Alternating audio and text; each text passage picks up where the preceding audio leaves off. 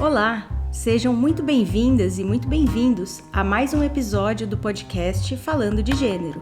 Esse é o 6º episódio de uma série que busca promover o debate sobre gênero e a sua relação com a cultura e a ciência, trazendo biografias invisibilizadas ou pouco conhecidas de mulheres que contribuíram fortemente para a ciência e cujas histórias merecem ser lembradas. Eu sou Fernanda, professora de Sociologia. E eu sou Miriade, estudante de Engenharia Mecânica. Ao longo dessa série de episódios, nós mostramos como as mulheres estão subrepresentadas em algumas áreas, especialmente em ciência, tecnologia, engenharia e matemática. Nós já citamos alguns fatores que nos auxiliam a compreender esse cenário, como a produção de estereótipos sobre os papéis de gênero, o processo de socialização durante a infância e juventude, a ocorrência de assédio sexual e moral, o apagamento das mulheres na ciência e na história, e entre outros fatos. Hoje nós vamos falar sobre os impactos da maternidade nas carreiras acadêmicas e científicas e sobre o efeito tesoura. Você já ouviu falar desse conceito?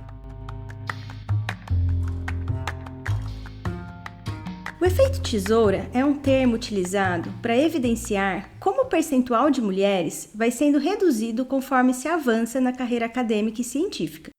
A metáfora do corte descreve, portanto, a existência de barreiras ao acesso a níveis de maior hierarquia e prestígio.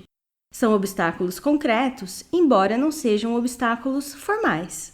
Podemos observar esse efeito ao compararmos o processo de formação e a trajetória profissional. Embora as mulheres representem a maior parte do total de estudantes universitários no Brasil, quando olhamos para o universo da docência no ensino superior, ou das coordenações de programas de pós-graduação, ou para o número de bolsas de produtividade, vemos que as mulheres estão subrepresentadas. Segundo dados extraídos da edição mais recente do Censo da Educação Superior, de 2022, as mulheres predominam entre os estudantes matriculados no ensino superior, contabilizando 58% do total. Quando se observa especificamente as licenciaturas, 72,5% das matrículas são de mulheres. Também na pós-graduação, as mulheres são maioria. Segundo dados da CAPES, 54,2% das pessoas matriculadas no estricto sensu são mulheres, que constituem também a maioria entre bolsistas. Mas elas deixam de ser maioria entre os bolsistas da CAPES no exterior, são 48%, assim como membros ou coordenadoras de grupos de pesquisa, 46% e 38%, ou ainda como bolsistas de pesquisa do CNPq, 25% do total. Então, quando nós passamos do contexto da formação para aquele profissional, o cenário se altera. Tanto na rede privada quanto rede pública de ensino superior, predominam docentes, ou seja, professores, do sexo masculino, cerca de 53% do total, também segundo os dados do censo. Isso significa que nós encontramos mais mulheres na base da carreira científica do que no topo, que é ocupado majoritariamente por homens. Mas você já parou para pensar por que é que isso acontece? Um dos fatores que nos auxiliam a compreender esse cenário é o peso desigual que a chegada dos filhos trazem para as carreiras de homens e mulheres.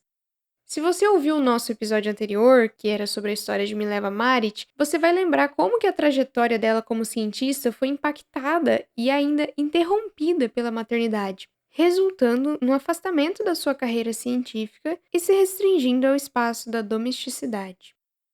A história de Mileva é a história de muitas mulheres que se veem confrontadas com o desafio de conciliar a carreira docente em laboratório com as demandas da maternidade. Embora se trate de um desafio histórico que podemos observar em diferentes momentos, no Brasil, apenas recentemente, a discussão começou a ser colocada no centro do debate público e acadêmico sobre a desigualdade de gênero. Uma das iniciativas recentes de maior destaque é o movimento Parenting Science, que foi criado em 2016 com o objetivo de promover as discussões acerca do impacto da maternidade na carreira de cientistas no Brasil. O movimento criou a campanha Maternidade no Lattes, reivindicando um campo para sinalizar os períodos de licença-maternidade no currículo Lattes, que foi efetivamente incluído em 2021. Um levantamento realizado pelo grupo entre os anos de 2017 e 2018 investigou o impacto da maternidade na carreira das cientistas brasileiras, ouvindo 1.182 pesquisadoras, 921 delas mães. A maternidade teve impacto negativo na trajetória profissional de 81% delas. Os resultados mostraram que depois do nascimento dos filhos, a sua repercussão foi imediata na produtividade das cientistas, com redução do número de publicações científicas. Entretanto, essa situação não é levada em consideração na maioria dos editais de universidades e agências de fomento, nos quais a produtividade dos cientistas é o principal fator de avaliação.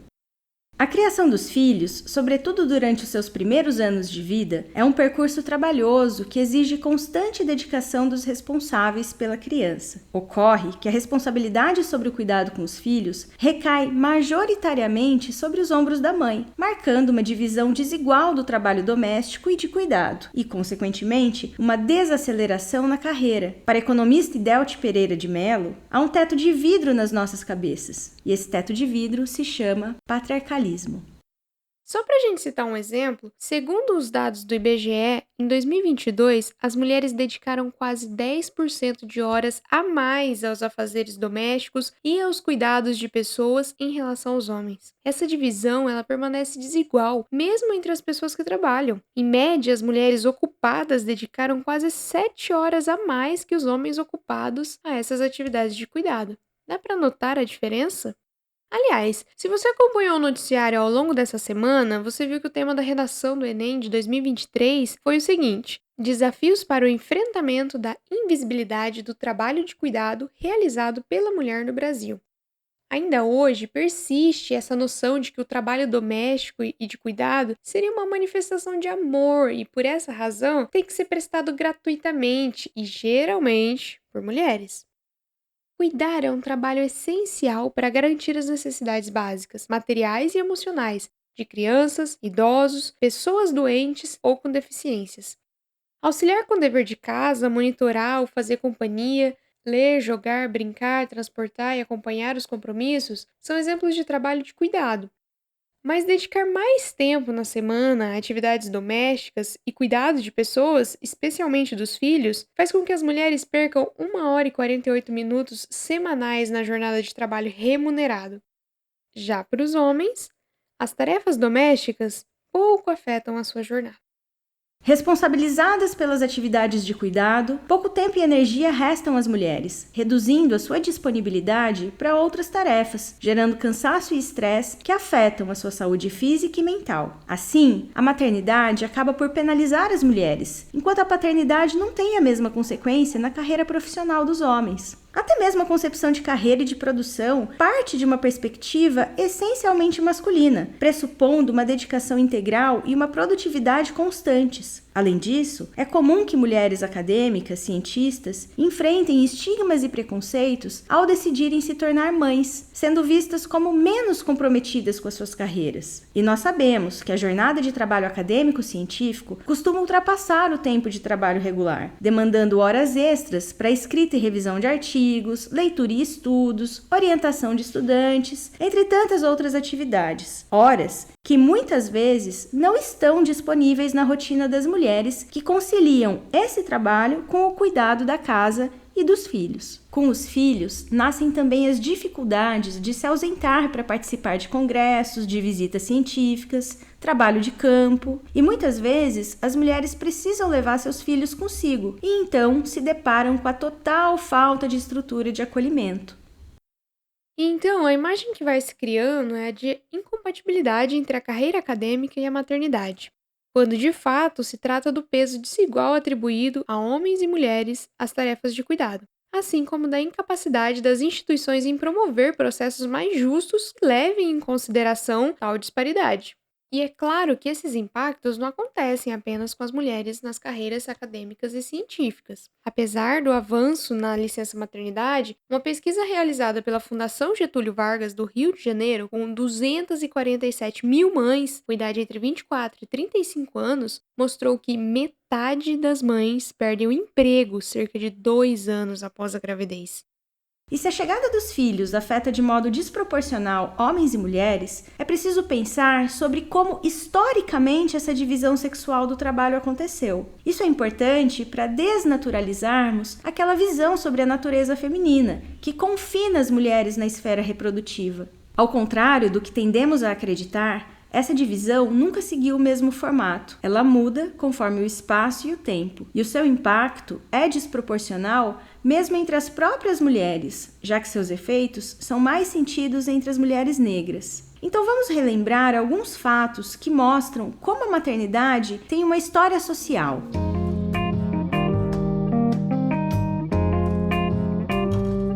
O modelo de família moderna e da maternidade, na sua versão ocidental, é datada historicamente. Entre os séculos XVI e XVII, por exemplo, o que se buscava era uma família grande, porque as crianças faziam parte da força de trabalho, e o seu cuidado não era tarefa das mães, especialmente nas famílias aristocráticas.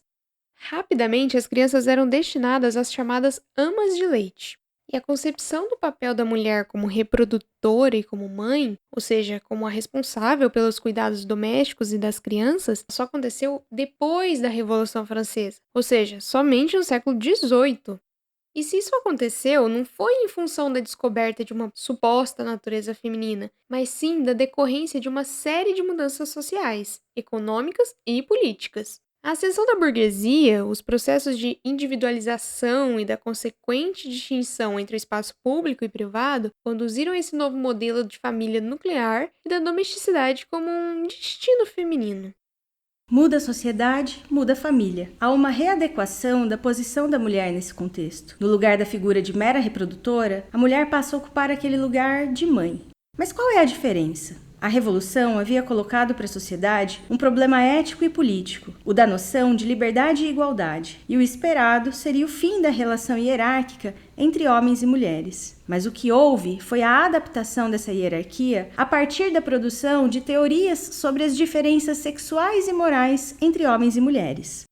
Assim, a hierarquia foi restaurada indiretamente na medida em que as mulheres foram fadadas à maternidade em função da sua biologia, como se estivessem mais próximas, instintivamente, da natureza. Para Silvia Federici, o trabalho doméstico não apenas foi imposto às mulheres, como também foi transformado em um atributo natural da psique e da personalidade femininas. Assim, sendo natural, não foi reconhecido como trabalho, porque foi destinado a não ser remunerado. A filósofa, em seu artigo Salários contra o Trabalho Doméstico, nos diz o seguinte: não existe nada natural em ser dona de casa, tanto que são necessários pelo menos 20 anos de socialização e treinamento diários realizados por uma mãe não remunerada para preparar a mulher para esse papel, para convencê-la de que crianças e marido são o melhor que ela pode esperar da vida. Mesmo assim, dificilmente se tem êxito. Não importa o quanto sejamos bem treinadas, poucas mulheres não se sentem enganadas quando o dia da noiva acaba e elas se encontram diante de uma pia suja.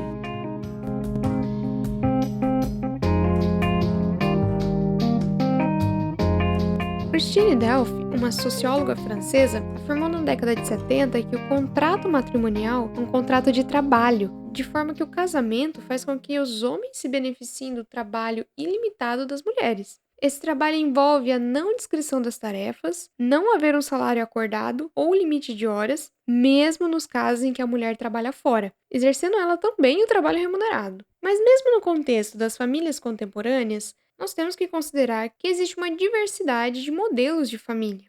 Família e maternidade são vividas de formas diferentes. Existem diferenças nos padrões familiares entre pessoas brancas e pessoas negras, e entre as de classes altas e as de classes populares. Precisamos lembrar ainda que essa restrição da mulher ao espaço doméstico não era a realidade de todas as mulheres. A história de Sojourner Truth é emblemática nesse sentido. Ela nasceu em cativeiro em 1797, nos Estados Unidos, e depois da sua libertação, ela se tornou uma importante abolicionista e militante pelos direitos das mulheres. No seu discurso, chamado Não Sou Eu uma Mulher?, na Conferência pelos Direitos da Mulher, em 1851, ela apontou que enquanto as mulheres brancas lutavam pelos direitos políticos, com direito ao voto, por exemplo, as mulheres negras trabalhavam tanto quanto os homens, tinham seus filhos vendidos como escravos e sequer poderiam pensar em ficar em casa cuidando da própria família. Se lembrarmos ainda de Carolina de Jesus, mãe solo, catadora, moradora de uma favela paulistana, mas também escritora, compositora, cantora e poetisa, vemos processo similar se reproduzindo. Na sua obra Quarto de Despejo, ela narra o seguinte: cheguei em casa, aliás, no meu barracão, nervosa e exausta. Pensei na vida atribulada que eu levo. Cato papel, lavo roupa para 2 jovens, permaneço na rua o dia todo e estou sempre em falta. Esse fato ainda ecoa no presente, quando vemos que as mulheres negras são a maioria das trabalhadoras nas áreas de cuidado no Brasil. As questões raciais e de gênero associam-se à maternidade, de maneira que as mulheres mães negras enfrentam múltiplos vieses e um impacto ainda maior na carreira acadêmica. Mas dedicaremos um episódio específico para tratar com mais atenção e cuidado dessa dinâmica que conecta discriminação de gênero, de raça e de classe e o conceito de interseccionalidades. De todo modo, mesmo que o modelo de maternidade e domesticidade não estivesse disponível a todos os grupos sociais, conforme aponta Flávia Biroli, cientista política da UNB, o sucesso desse modelo tipicamente burguês reside na sua capacidade de conseguir se universalizar, impondo seus valores a todos os estratos da sociedade, funcionando como produtor de estereótipos e distinções. E pouco a pouco, essa redução da mulher à domesticidade vai promovendo a desvalorização do feminino e a concepção de uma natureza cuidadora. Ou seja, você não priorizar a dedicação aos cuidados domésticos te faz menos mulher. Embora os espaços sociais tenham se transformado, inclusive o espaço doméstico, as mulheres trabalham fora, mas adicionam ao seu esforço cotidiano a segunda, tripla jornada. A sobrecarga das mulheres restringe a sua participação em outras atividades, como as científicas e acadêmicas, enquanto os homens são liberados do trabalho do cuidado. E lembrando mais uma vez Federici, por trás de toda fábrica, de toda escola, de todo escritório, de toda mina, há o trabalho oculto de milhões de mulheres que consomem sua vida e sua força em prol da produção da força de trabalho que move essas fábricas, essas escolas, esses escritórios, essas minas.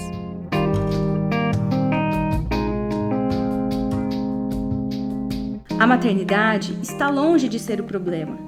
Ela apenas revela as desigualdades de gênero enraizadas em nossa sociedade. O fardo desigual do trabalho de cuidado e a histórica associação das mulheres com a esfera doméstica são fatores que contribuem para a subrepresentação de mulheres em cargos de destaque na academia e na ciência. Essas barreiras não refletem as capacidades das mulheres, mas sim as limitações impostas por um sistema que precisa ser reformulado para reconhecer e valorizar o trabalho de cuidado, permitindo que as mulheres prosperem em suas carreiras acadêmicas e científicas sem restrições. É importante reconhecer que a igualdade de gênero não significa que as mulheres devem sacrificar sua maternidade. Não é esse o objetivo desse episódio. Mas sim que a sociedade tem que reconhecer o valor do cuidado e compartilhar essa responsabilidade de forma mais equitativa entre os gêneros, de modo que a maternidade não seja mais um obstáculo nas carreiras das mulheres, mas sim uma parte integrante e respeitada de suas vidas. Falar sobre gênero é necessário. Agradecemos a todas as pessoas que nos ouviram até aqui. E convidamos para continuar nos acompanhando na sua plataforma de áudio preferida. Os nossos episódios estão disponíveis também no nosso canal no YouTube, Falando de Gênero. Sigam a nossa página no Instagram e comente no post do episódio o que acharam. A nossa página é @falando de gênero. Nossos episódios são lançados quinzenalmente às sextas-feiras. Não percam os próximos 2 episódios, porque serão os últimos desse ano. Nós teremos um recesso no final do ano. Então, não percam, acompanhem. Compartilhe com seus amigos e familiares, porque é muito importante nós aumentarmos essa rede de debate sobre gênero. Esse podcast conta com o apoio do Programa de Bolsa de Incentivo à Produção Artística e Cultural da Universidade Tecnológica Federal do Paraná. O roteiro e a produção foram feitos por nós, Fernanda e Miriade.